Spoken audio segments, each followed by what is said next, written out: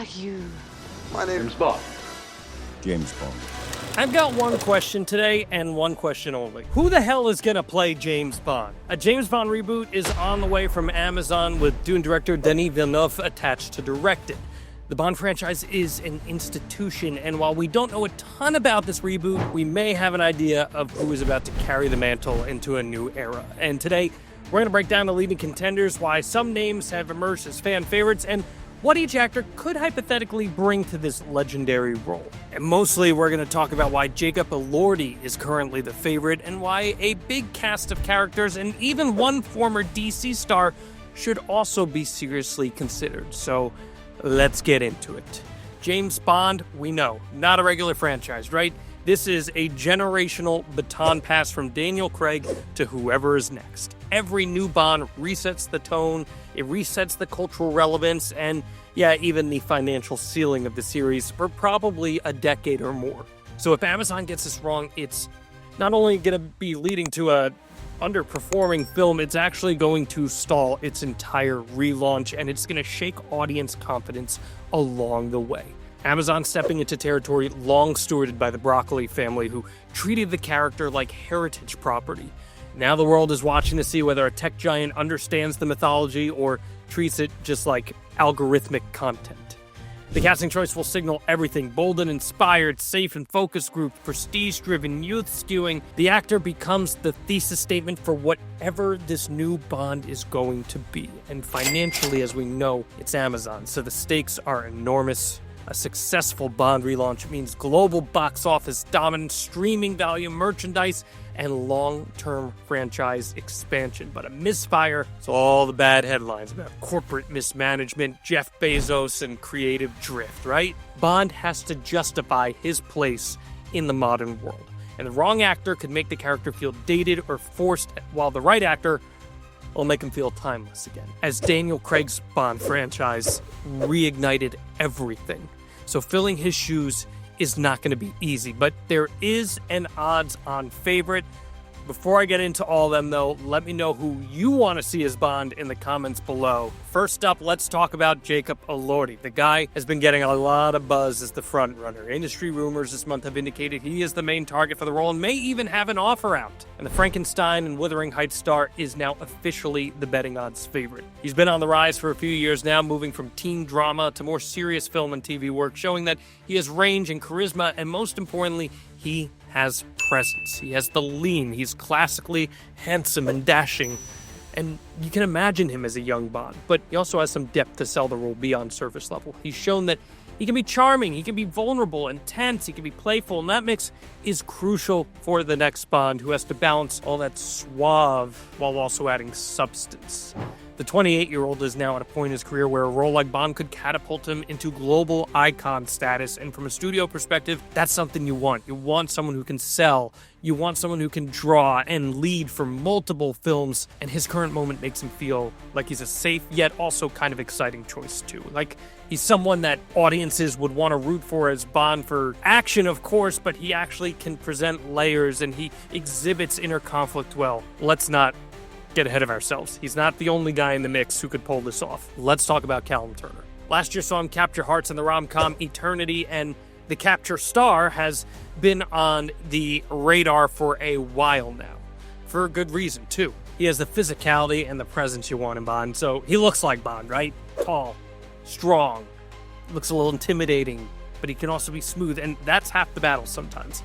If you watch his earlier work, you can see that he handles intense action, and he also has range when it comes to depth. I loved Eternity. It was one of my favorite films of last year, and I thought he really shined in that department here. He's kind of classic with his energy, right? It feels almost old Hollywood without feeling stale or cliche. He can be dangerous, he can be charming, and he has a little subtle edge that makes you never quite sure what he's actually thinking. And I love that ambiguity for a Bond, because in a reboot where audiences want something fresh but still recognizable, that would play very well. Aaron Taylor Johnson has also been long connected to Bond. He's got the pedigree, right? Marvel, Godzilla, a Nolan film, and Tenet. It all makes sense.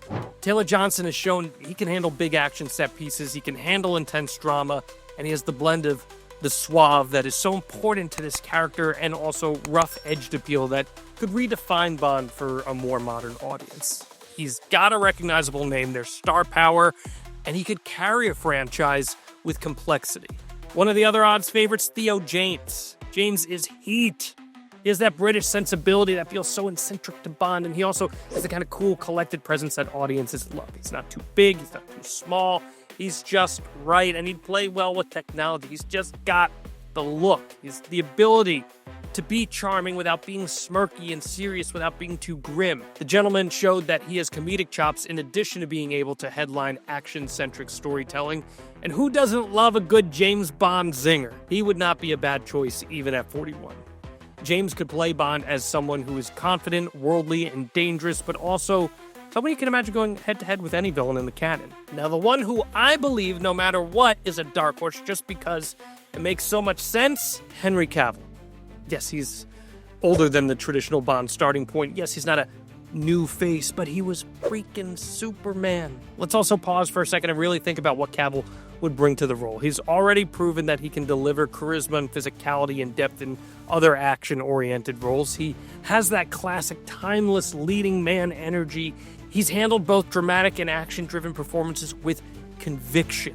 Even if you didn't like the Snyderverse, he still was the identifiable star of it. Now, the age argument is valid, but it only matters if you think Bond must always be introduced as a young rookie, and I think Amazon is probably going to end up doing that. But what if the next Bond isn't a young gun, and instead a bona fide agent with years of experience, burdens, and skills? That version of Bond could be maybe a little more compelling. Cavill could play Bond as someone who's been through battles, who carries his history with him, who behaves like a veteran, not an upstart, and frankly, that could be exactly the kind of depth that a reboot needs to feel meaningful. You look at his presence, his voice, his stature, and you realize that yes, he has the physicality, but also has the ability to be introspective. It's something Bond hasn't often always been allowed to show, exploring that maybe at times during the Craig series, but not all that often at length. If not, at least give me the Cavalry marble. Ultimately, it does sound like Elordi is the one the studio has its eyes on, and we got to get some casting news in the next few months with production set to begin next year. Let's be real. He's the guy. This is going to be a commitment for him. Of course, who he's paired with will also be critical. Bond villains are often just as series-defining as Bond himself, but I think we got some time until we have to speculate about who will be standing opposite him. Fans want someone who feels like Bond, but also they want something new. They want iconic, but not rehash. They want familiar, but with a new flavor. And that brings us back to Elordi, right? Because right now he's the balance of youth, star, potential. He's pretty flexible and versatile. He has the look, he has the range. He's poised to make this role his own. But he's not the only one who could do that. Villeneuve is the real deal, and Amazon knows that it cannot afford to let this flop.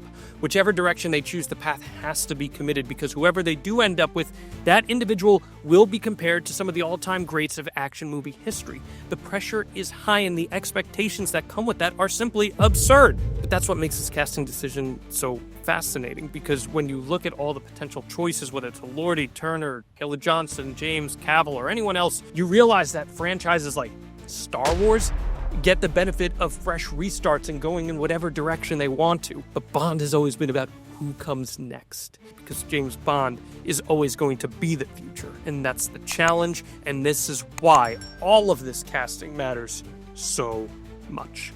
Who do you think it's going to end up being? Let us know below.